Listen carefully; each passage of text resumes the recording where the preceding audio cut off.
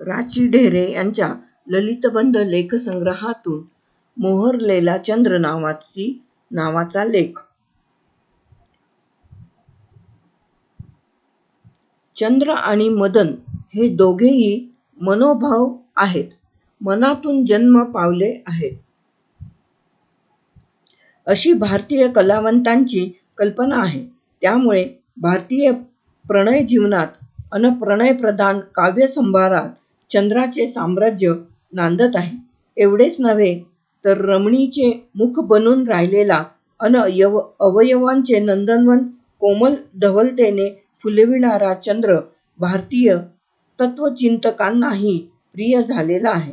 त्यांनी शिवशक्तीचे सामरस्य चंद्र नि चंद्रिका यांच्या अभिन्नतेत अनुभवले आहे. शिवाच्या ठायी शक्ती आहे आणि शक्तीच्या ठायी शिव. चंद्र आणि चंद्रिका यांत जसे अंतर नसते, तसेच शिवशक्तीत अंतर मानू नये. ज्याच्या केवळ दर्शनाने अंतरीच्या भावसागराला भरते येते अन ज्याच्या प्रभेच्या स्पर्शाने गात्रागात्रात अमृताच्या लाटा हेलवतात, तो चंद्र कालिदासापासून कुसुमाग्रजांपर्यंत साऱ्या भारतीय कविकुलाला प्रियतम वाटावा हे स्वाभाविकच आहे. जीवनातले सारे हलाहल पचविणाऱ्या नीलकंठ शिवाचा दाह शमविण्यासाठी चंद्र आपल्या कमनीय कलेच्या रूपाने त्याच्या मस्तकी अमृताचा अखंड अभिषेक करीत आहे. हे प्रतीक तर भारतीय धर्मकल्पनांची काव्यात्मता अन जीवनाभिमुखता गेली कित्येक शतके गाजवीत राहिले आहे. कालिदासाच्या प्रतिभेने निर्मिलेल्या अलकानगरीतील रात्री अक्षय चांदण्याने मोहरलेल्या आहेत. कारण तिथे अलकेच्या चैत्ररथ उद्यानात कुबेर सखा चंद्रमौली स्नेहसुखाचा अनुभव घेण्यासाठी निरंतर नांदतो आहे. चंद्र संस्कृत कवींना जितका प्यारा आहे, तितकाच मराठी कवींनाही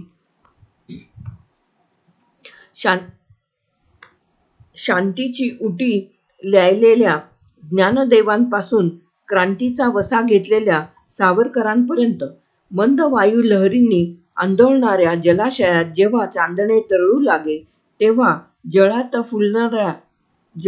जळात फुलणाऱ्या त्या चंद्रिकेच्या वेलींच्या दर्शनाने ज्ञानदेवांची प्रतिभा वेलावत असे. अन जेव्हा वैशाखीचा कुमुदनाद नभात हासे, तेव्हा तो वैनायक प्रतिभेचा महाकवी आपल्या सवंगड्यांसह अंतरीच्या भगव्या ज्वाळांचे दाहक गुह्य चांदण्याच्या शीतलतेत प्रकट करीत असे. महाकवी नरेंद्र हा तर जणू चंद्रवेडा कवी आहे. नरेंद्र आणि चंद्र दोघेही कलावंत. देवगिरीवरील यादव नरेंद्राच्या राजसभेत हा कवींद्र नरेंद्र जेव्हा प्रवेश करीत असे, तेव्हा तिथे लाखो कमनीय कल्पनांची कारंजी थुई थुई नाचू लागत अन त्यांतून रसाधिपतीची धवल प्रभा वाहू लागली की यादव नरेशासह सारी सभा रसलीन होऊन जात असे. रुक्मिणी स्वयंवराच्या कथेतील त्याचे एकुलते एक काव्य पौर्णिमेचे भाग्य हरवून बसलेले आहे.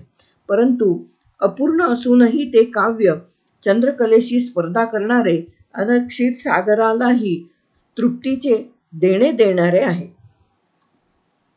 नरेंद्र हा कृष्णभक्तीने भारलेला कवी. त्याच्या मनोमंदिरात रसाळ कृष्णलीलांचा रास सदैव रंगलेला असे. त्यामुळेच सृष्टीचे सौंदर्य अन मनाचे माधुर्य अनुभवताना त्याला त्या आठव्याचाच आठव होत असे. मोत्यांच्या दाटणीने उकलू लागलेल्या शिंपल्यांप्रमाणे चंद्रोदयाच्या वेळी गगनाचा गाभा उजळू लागला की नरेंद्र एकीकडे त्या मोतिया सौंदर्याने बेभान होऊन जात असे, तर दुसरीकडे हिमगृहात विरहविकल होऊन तळमळणारी कृष्णवेडी रुक्मिणी त्याच्या रसडोळस कल्पनेला अस्वस्थ करून सोडित असे. जणू हिमवंतांचे कोरीव लेणेच असे ते हिमगृह शीतलोपचारांनी सुसज्ज आहे, परंतु रुक्मिणीचा विरहदाह मात्र काही केल्या शमत नाही. भोवती सख्या सांगातिणी विंझण वारा घालत आहेत. सर्वांगी चंदनाचे लेप चढवीत आहेत. मृदुल फुलांची सेज सावरत आहेत. पण व्यर्थ. इतक्यात सखी भारती म्हणते, चंद्र महुरला आहे. राणीला आता बरे वाटेल. भारतीचे हे शब्द नरेंद्राच्याच कल्पनावनात घुमलेले. ते तो ऐकतो अन चंद्रोदयाने ढवळलेले विश्व चंद्रासह आपल्या वाणीतून व्यक्त करू लागतो. चंद्र महुरला आहे म्हणजे काय झाले आहे हे जाणून घ्यायचे असेल तर नरेंद्राच्याच डोळ्यांनी पाहायला हवे. नरेंद्राने विजेपासून पौर्णिमेपर्यंत चंद्राची सारी रूपे अनुभवली आहेत. नरेंद्राने विजेपासून पौर्णिमेपर्यंत चंद्राची सारी रूपे अनुभवली आहेत. विजेचे चांदणे त्याला निसवणाऱ्या कणसासारखे वाटते. पंचमीला ते चांदण्याचे कणीस फुलोरा धरते. अष्टमीला त्यातल्या दाण्यात दुधाळ चीक भरतो. दशमीला त्या कणसाचे सारे दाणे भरदार बनतात अन पौर्णिमेच्या रात्री गगनाच्या खळ्यात चाकोरांसाठी मोत्यांची रास पडते. कधी चांदण्याने ढवळलेले आकाश हे नरेंद्राला क्षीरसागरासारखे वाटे अन सागर मंथनानंतर त्यातून प्रकटलेल्या त्रैलोक्यसुंदरी लक्ष्मीचे मुख म्हणजेच चंद्र आहे असं त्याला भास होई. कधी त्याला असे वाटे की इंद्राने आपल्या यादवेंद्र कृष्णाला धाडलेला हा अमृताचा नजराणाच आहे. गगनमंडपावर वेल्हावलेली चंद्रिकेची वेल नक्षत्र फुलांनी डवरली म्हणजे त्या फुलांतील अमृतासव नरेंद्राच्या दृष्टीत ओथंबू लागे. चांदणे म्हणजे आकाशाच्या तेजात पडलेले कैलासाचे प्रतिबिंब आहे अथवा श्रीकृष्णाची राहुटी शुभ्र वस्त्राने आच्छादिली आहे. या चांदण्यावरील नरेंद्राच्या कल्पना आकाशाचे निळेपण आणि त्याला व्यापणारे चांदण्याचे शुभ्रत्व यांची यथार्थ प्रचिती देणाऱ्या आहेत. श्रीकृष्णाच्या कीर्तिहंसीने ब्रह्माच्या हंसाशी संगम साधून जे शुभ्र अंडे आकाशात गाळले ते अंडे म्हणजे चंद्र. ही नरेंद्राची चंद्रावरील कल्पना अनेकांगांनी वेदक आहे. या कल्पनेतून कवीने पाहिलेला सृजनाचा शुभ्र सोहळा त्याच्या सौंदर्यासक्त प्रकृतीशी सुसंवादी आहे. चंद्रावरील काळा डाग पाहून कवीची कल्पनाशक्ती कशी उत्तुंग भराऱ्या मारू लागते. चंद्र हे त्याला श्वेतद्वीप वाटते आणि त्यावरील काळा डाग म्हणजे श्वेतद्वीपात नांदणाऱ्या श्रीकृष्णाचे रूप आहे असे वाटते. किंवा त्याच्या मते चंद्र हा भूगोलाच्या प्रासादात ठेवलेला गाळीव अमृताचा आरसा असून त्यावरील कलंक म्हणजे त्या आरशात प्रतिबिंबित झालेले श्रीकृष्णाचे रूप आहे. अथवा चंद्र हा गंगेच्या मोठ्या वाळवंटात विसावलेला गोपीनाथ आहे आणि त्याला प्राप्त करण्यासाठी स्वर्गीच्या तारांनी एकत्र येऊन नीलकमळांनी त्याची पूजा केली आहे. ती नीलकमळेच कलंकाच्या रूपाने शोभत आहेत. चंद्र हा वनस्पतींचा पोषक समजला जातो. म्हणूनच नरेंद्राने त्याला सुगंधाची अधिष्ठात्री देवता मानले आहे अन कुमुदकळ्यांच्या सेजेवर चंद्रकारांनी त्याला भ्रमरांची कृष्णफुले वाहिली आहेत. असा हा कल्पना विश्वाचा विस्तार करणारा मायावी चंद्र ज्यांना प्रीतीचा शेजार लाभला आहे त्यांना वरदान देणारा अन ज्यांना विरह वाट्याला आला आहे त्यांना विकल बनविणारा, चांदण्याची मोहमदिरा इतकी विलक्षण आहे की ती जड समुद्रालाही मदमस्त बनविते अन मग तो भरतीच्या मिशाने पृथ्वीला ओलीचिंब करतो. चकोर युगले तर चंद्राच्या पाल्यातूनच चंद्रिकेची वारुणी रात्री अकंठ पितात आणि एका आगळ्या धुंदीत डुलत राहतात.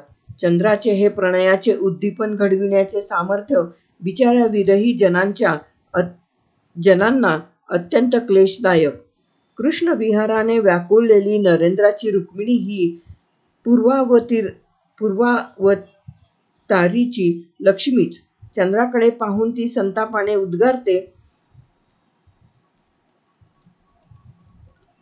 अगं तरच मदनाने वसंत फुलवून होळी पेटविली आहे अन त्यातून अंगांग होरपळून काढणारी ही चांदण्याची धुळवड कसे सहन करावे तिने. दुःखाने दीर्घ श्वास सोडला की ज्या फुंकाराने सर्वांग व्यापणारा विरहाग्नी अधिकच भडकतो अन त्यात कोवळ्या गात्रांचे नंदनवन होरपळू लागते.